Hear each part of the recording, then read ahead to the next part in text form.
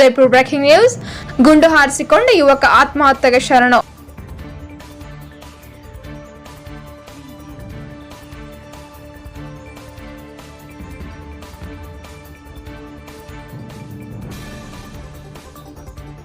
ಮಾಜಿ ಕಾರ್ಪೊರೇಟರ್ ಪ್ರಕಾಶ್ ಮಿರ್ಜಿ ಮಗ ಅಶ್ನಾನ್ ಆತ್ಮಹತ್ಯೆ. ವಿಜಯಪುರ ನಗರದ ಶಿಕಾರಿಖಾನೆಯಲ್ಲಿ ನಡೆದ ಘಟನೆ.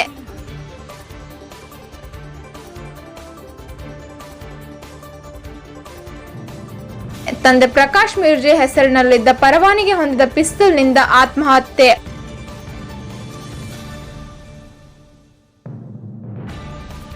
ಎಪಿಎಂಸಿ ಪೊಲೀಸ್ ಠಾಣಾ ವ್ಯಾಪ್ತಿಯಲ್ಲಿ ನಡೆದ ಘಟನೆ.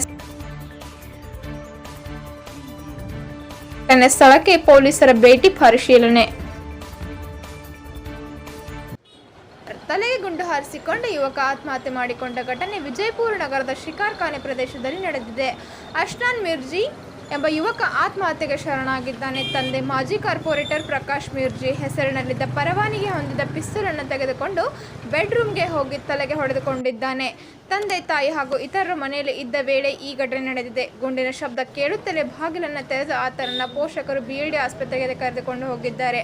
ಅದಾಗಲೇ ಯುವಕ ಮೃತಪಟ್ಟಿದ್ದಾಗಿ ವೈದ್ಯರು ಘೋಷಣೆ ಮಾಡಿದ್ದಾರೆ. ಸ್ಥಳಕ್ಕೆ ಡಿವೈಎಸ್ಪಿ ಬಸವರಾಜ್ ಯಲಿಗಾರ್, ಸಿಪಿಐ ಮಲ್ಲಯ್ಯ ಮಠಪತಿ ಹಾಗೂ ಎಪಿಎಂಸಿ ಠಾಣಾ ಪೊಲೀಸರು ಭೇಟಿ ನೀಡಿದ್ದು ಬಿಎಲ್ಡಿ ಆಸ್ಪತ್ರೆ ಶವಾಗಾರದಲ್ಲಿ ಮರಣೋತ್ತರ ಪರೀಕ್ಷೆಗಾಗಿ ಸಿದ್ಧತೆ ನಡೆದಿದೆ. ಎಪಿಎಂಸಿ ಪೊಲೀಸ್ ಠಾಣಾ ವ್ಯಾಪ್ತಿಯಲ್ಲಿ ಘಟನೆ ನಡೆದಿದ್ದು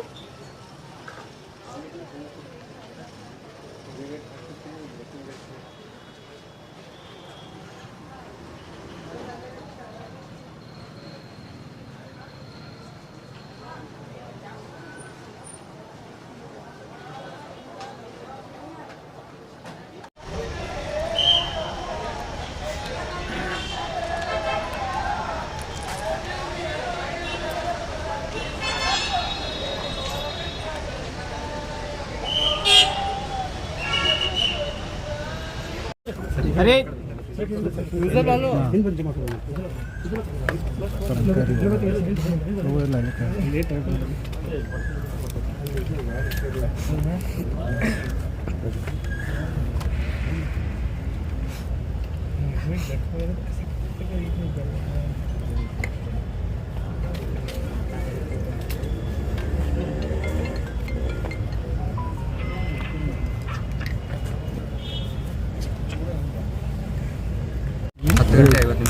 ಬೆಳಗ್ಗೆ ಸ್ವಲ್ಪ ಮಾನಸಿಕ ಒತ್ತಡ ಟ್ರೀಟ್ಮೆಂಟ್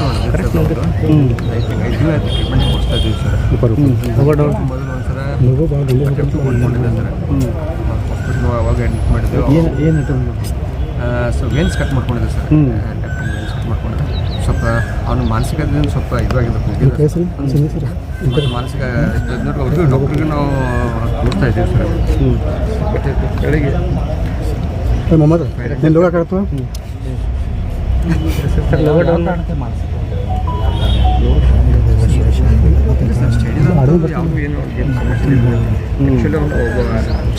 ವೈಸ್ ಸ್ಟೂಡೆಂಟ್ ಅವ್ನಿಗೇನೋ ಒಂದೇ ಒಂದು ಸಲ ರಿನ್ಯೂ ಮಾಡಿಬಿಟ್ಟು ಅಂದ್ರೆ ಯಾವ ಎಷ್ಟಾದ್ರೂ ಬಟ್ಟೆ ನೆನಪು ಆಗ್ತಿದ್ದಿಲ್ಲ. ಯಾವುದೇ ರೀಸನ್ ಇಲ್ಲದೆ ತನ್ನಿಂದ ತಾನೇ ಮಾನಸಿಕ ಹಾಕಿದ್ದ ಸರ್. ಮತ್ತೆ 6 ತಿಂಗಳಿಂದ ಮನೆಯಿಂದ ಒಟ್ಟು ಹೊರಗೂ ಬಂದಿದ್ರು ಸರ್. ನಾನೇ ಎಲ್ಲಿ ಹೋಗ್ಬೇಕಾಗಿತ್ತು ಬರ್ಬೇಕಾಗ್ತಿತ್ತು, ನಾನೇ ಕರ್ಕೊಂಡು ಹೋಗ್ತಿದ್ದೆ. ಅವ್ನು ಮನ್ಯಾಗ ಕೂತು ಏನು ಮಾಡ್ತೀವಿ ಸರ್, ನಾನೇ ಕರ್ಕೊಂಡು ಹೋಗ್ಬಿಟ್ಟು